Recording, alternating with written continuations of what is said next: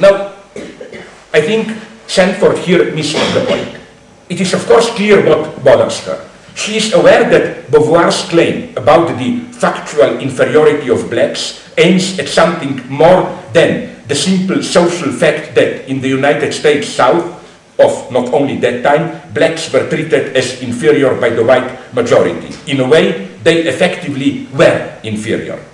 But Sanford's solution, propelled by the care to avoid racist claims, is to relativize this inferiority into a matter of interpretation and judgment by the white racists.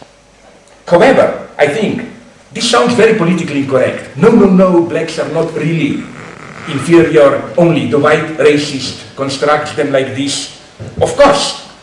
But what I think this softening distinction misses is the truly trenchant, the most violent dimension of racism. The being of blacks is a social symbolic being. So that when they are treated by whites as inferior, this in a way does make them inferior. Not only at the level of interpretation, but at the level of social reality. You know, it's not only, oh, you see me as inferior if I am black. The whole social interaction makes them, in their being, inferior. To paraphrase Sartre, in these conditions, a black subject is forced to realize the condition of being black in exactly the same way that a waiter realizes the condition of being a waiter, which is why I also think that no wonder that, as many black activists learn, precisely in the way that the Sartrean waiter undermines his reduction to being a waiter by over-eagerly following the rules. Many blacks got it that one of the ways, it doesn't work always, but often, in certain conditions, to avoid, to undermine the cliché is to do quite the opposite of the usual strategy. No, I cannot be reduced to that black cliché. I'm also a warm human person with feelings like you.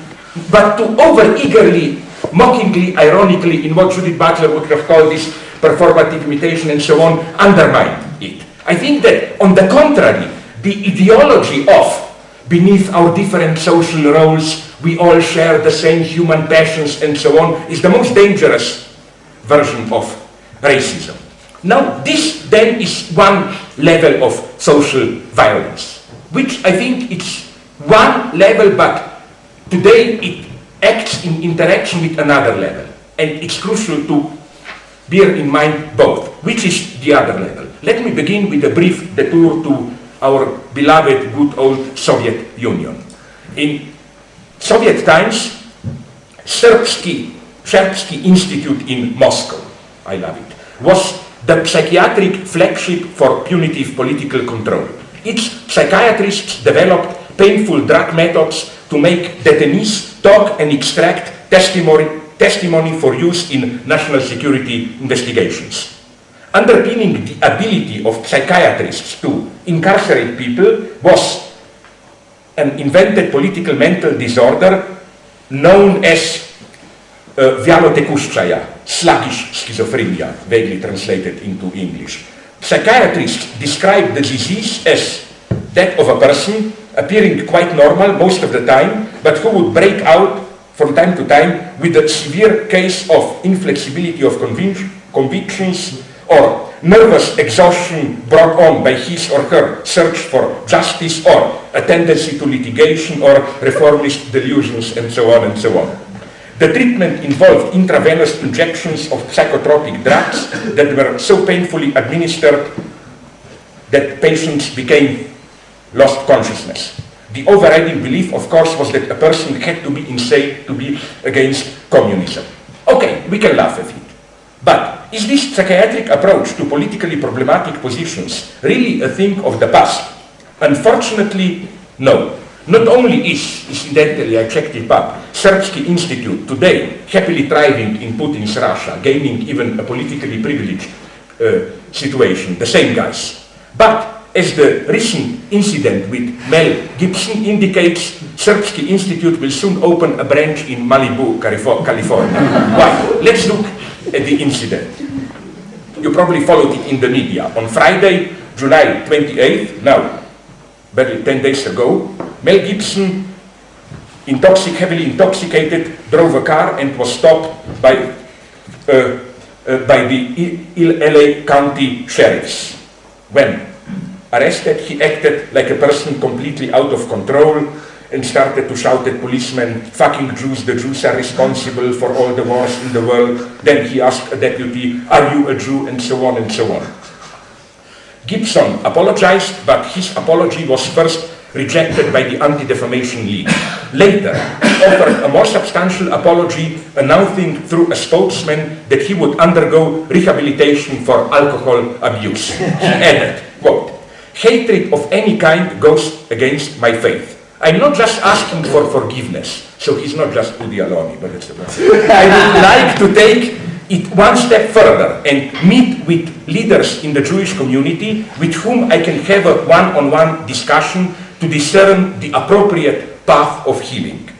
Gibson said that he is, quote, "in the process of understanding where those vicious words came from during the drunken display." This time, Abraham Foxman, the director of the Anti-Defamation League, accepted his apology as sincere. Quote, "2 years ago, I was told by Gibson's publicist, that he wants to meet with me and have an understanding. I'm still waiting. There is no cause. There is no curriculum. We need in-depth conversation. It's a therapy. And the most important step in any therapy is to admit that you have a problem, which is a step Gibson has already taken." End of quote. Now, you will say, why lose our precious time on such a vulgar incident? Nonetheless, for an observer of today's ideological trends, this event displays, I think, almost a nightmarish dimension. The mutually reinforcing hypocrisy of the two sides, the anti-Semitic Christian fundamentalists and the aggressive Zionists, is breathtaking. Politically, the reconciliation between Gibson and Foxman signals an obscene pact between anti-Semitic Christian fundamentalists and aggressive Zionists, a pact whose expression is the growing support of the fundamentalists for the state of Israel. Recall recent Pat Robertson claimed that Sharon's, Israel ex-prime minister's, heart attack was the divine punishment for the evacuation of Gaza. What really worries me here is that Jews will pay dearly for such pacts with the devil. Can one only imagine what a boost to anti-Semitism Foxman's offer will give? Can you imagine a reaction of an ordinary guy? My God, Jews are now really totally into control. You make a little bit fun of the Jews and you are forced into treatment, psychiatric treatment, and so on. Now let me analyze this a little bit more close. What underlies this reconciliation is obviously an obscene quid pro quo. Foxman's reaction to Gibson's outburst was, I think, precisely, it was not too severe, too demanding. It was on the contrary, that he let Gibson all too easy off the hooks. Namely, he accepted Gibson's refusal to take full personal responsibility for his anti-Semitic remarks. They were really not his own, it was pathology, some unknown force took over under the influence of alcohol and so on.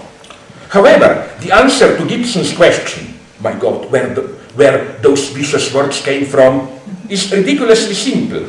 They were simply part of his ideological identity, formed, as far as one can say, in large extent by his father, a virulently anti-Semitic Australian Catholic fundamentalist. So, what underlines Gibson's remarks is not madness, but simply a well-known ideology, anti-Semitism.